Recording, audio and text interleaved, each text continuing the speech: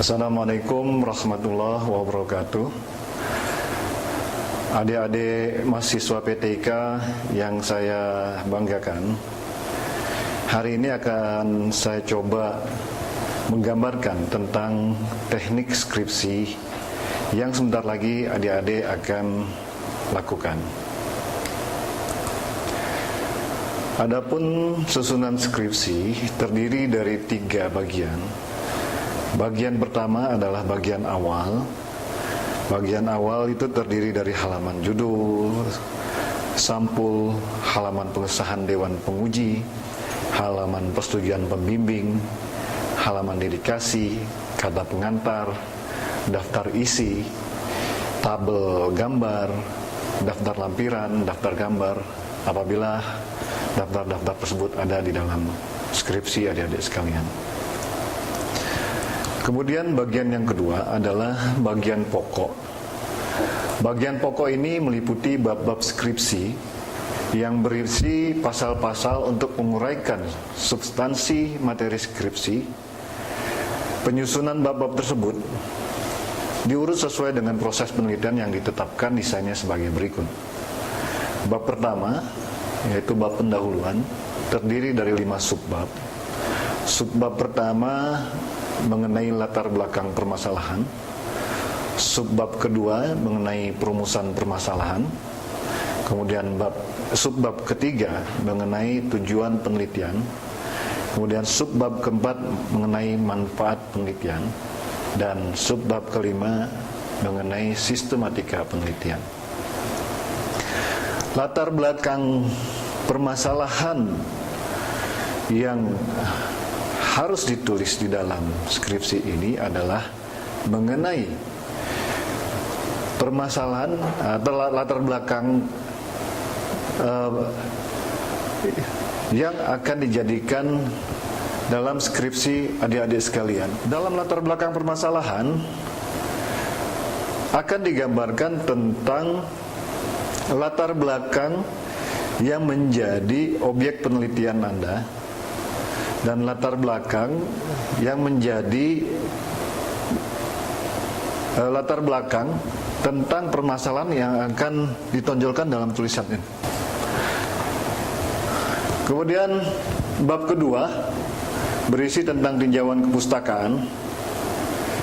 Tinjauan kepustakaan ini adik-adik dapat menggunakan kepustakaan penelitian yang bersumber dari penelitian-penelitian yang telah dilakukan oleh peneliti sebelumnya, baik oleh mahasiswa STIK, PTIK maupun peneliti-peneliti lainnya.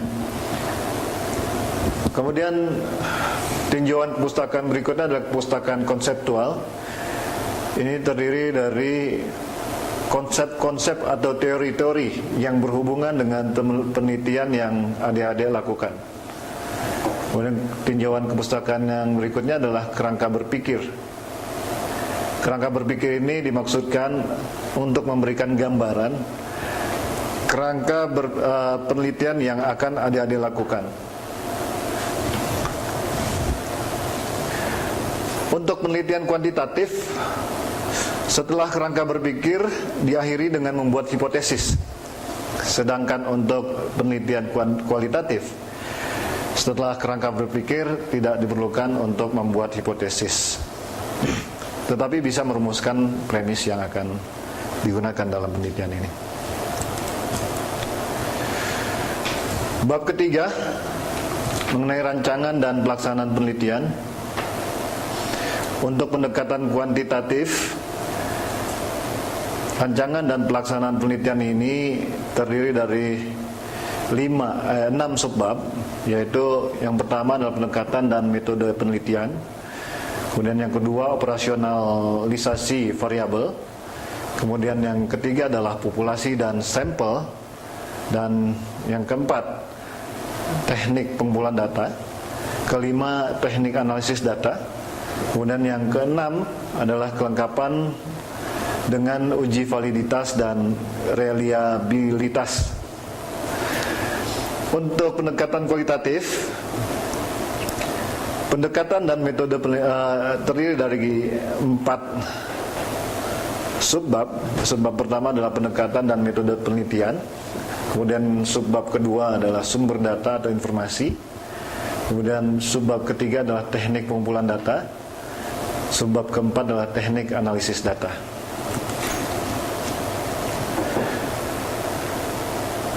Kemudian bab 4 pada bagian pokok mengenai temuan penelitian. Ini membahas persoalan-persoalan yang sudah disampaikan pada latar belakang, di mana temuan penelitian ini dapat pula mengoperasikan tentang teori-teori atau prinsip-prinsip atau konsep-konsep yang adik-adik gunakan. Ya, jadi apabila adik-adik menemukan suatu dalam penelitian, ini bisa disesuaikan atau dikaitkan dengan teori-teori yang adik-adik gunakan. Pada bab 5 menggambarkan pembahasan, di mana pembahasan ini adalah merupakan analisa, evaluasi terhadap temuan yang adik-adik dapatkan pada saat penelitian. Sama dengan bab 3, yang dibahas adalah mengenai persoalan-persoalan yang disampaikan dalam latar belakang permasalahan sebelumnya. Namun dalam pembahasan ini tentunya adik-adik lebih mendalam lagi terhadap temuan-temuan yang didapatkan dalam penelitian. Di dalam pembahasan ini adik-adik bisa menganalisa, bisa mengevaluasi atau memberikan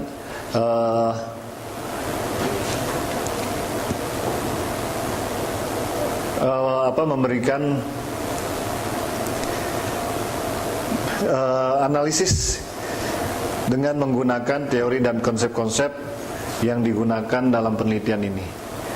Konsep-konsep dan teori serta kerangka konseptual lainnya dapat adik-adik jadikan sebagai pisau analisis dalam penelitian ini. Bagian akhir dari bagian pokok ini adalah bab 6, yaitu bab penutup, terdiri dari 2 subbab. Subbab pertama adalah kesimpulan. Pada kesimpulan ini adik-adik dapat menulis tentang intisari dari skripsi yang adik-adik buat, berisi tentang gambaran singkat temuan-temuan yang didapatkan di dalam lapangan, khususnya terkait dengan persoalan-persoalan penelitian. Kemudian juga gambaran singkat tentang analisa atau pembahasan terkait dengan temuan yang didapatkan dalam penelitian adik-adik.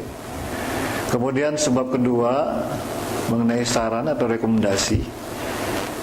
Ini merupakan langkah-langkah solutif yang diperlukan untuk memecahkan permasalahan atau memecahkan persoalan yang ditemukan pada penelitian adik-adik sehingga dapat bermanfaat bagi objek penelitian atau bagi Polri dan STK ini apabila hal itu terkait. Kemudian bagian terakhir terdiri dari daftar pustaka, lampiran dan riwayat hidup penulis. Daftar pustaka ini sangat perlu dibuat karena ini merupakan gambaran bagi pembaca tentang referensi yang digunakan oleh penulis. Sehingga apabila pembaca ingin mengetahui lebih detailnya, pembaca bisa mengetahui dari mana bahan-bahan yang digunakan penulis dalam melakukan penelitian.